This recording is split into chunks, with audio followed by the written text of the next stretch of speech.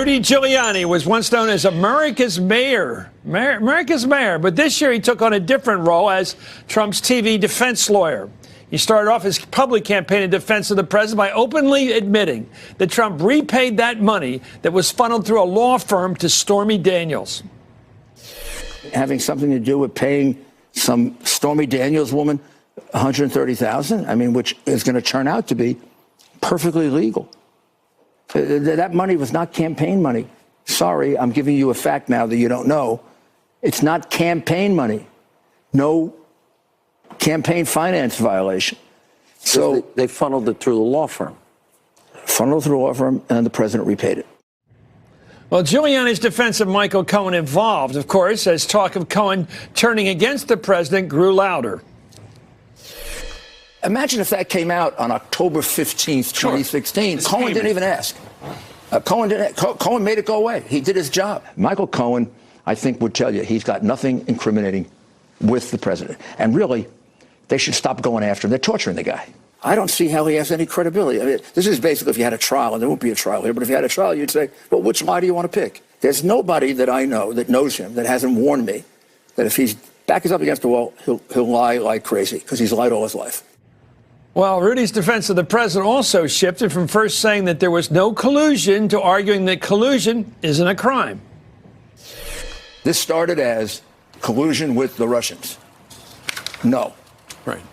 Now they go to obstruction of justice, collusion among the players. Mm-hmm. What they're really trying to do is trap him into perjury. Right. So let's talk about... And we're not suckers. The whole investigation is totally illegitimate. He believes that if he gets the chance to explain it, people will understand no collusion with the Russians, no obstruction of justice. They have to just come to grips with the fact they are investigating an innocent man. And you can do that forever because you're never going to find any evidence. Mm. So somebody's got to put an end to this. He did not collude. There is no evidence he colluded. But in the alternative, collusion is not a crime. And when you tell me that, he should testify because he's going to tell the truth and he shouldn't worry, well, that's so silly because it's somebody's version of the truth, not the truth. He didn't have a conversation. Truth is truth. I don't mean to go like... No, it isn't truth. Truth isn't truth. We're back with our panel. Jonathan, I hate to say this, but I think he gives criminal law a bad name. I don't think I can think of the worst criminal lawyers that will say anything on defense of a guilty defendant, anything. And this guy has proven he can outdo any of them.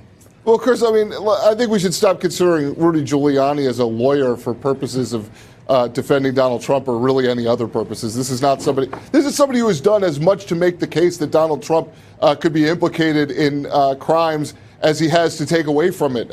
He goes on and says this isn't campaign money. Well, that's not actually good for Donald Trump's case here. Rudy Giuliani has, done the job he's been asked to, much like many other Trump aides have, which is to go out and say things for the president that are not true, absurd, things that can be disproven immediately, and sometimes things that evolve and can later be disproven. We've seen, between the president and Giuliani and all the other people who have represented the president, the story about the hush money payments just changed from there were no hush money payments. The president didn't know about the hush money payments. He didn't know about them until later on. All of a sudden, he knows about them beforehand. I mean, it is basically a distraction, a PR distraction from what's actually going on here, which is that there's serious legal jeopardy for a lot of people around the president of the United States.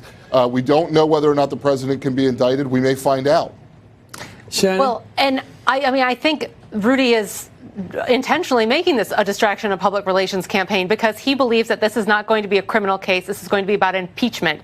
And so if he can... Therefore, truth isn't truth. Right, and muddy the waters. If he can muddy the waters, if he can confuse people at home who don't follow this all the time, if he can create confusion, create a shadow of a doubt, and solidify Trump's base and give them talking points to help defend the president, that's his job. That's what he is here to do. And you can say a lot of things about Rudy Giuliani, but through his career, he has known how to manipulate the media, how to manipulate public perception, how to set a public relations trap for people. So the people who know him say don't count him out on that count, on managing a public relations Jason, crisis. does this mean that the prosecution here, Mueller, is going to need a tape?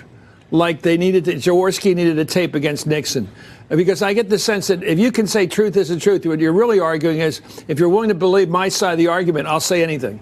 they're going to need a lot more evidence than what we know of now, and that's probably why they're taking as long as they need to take.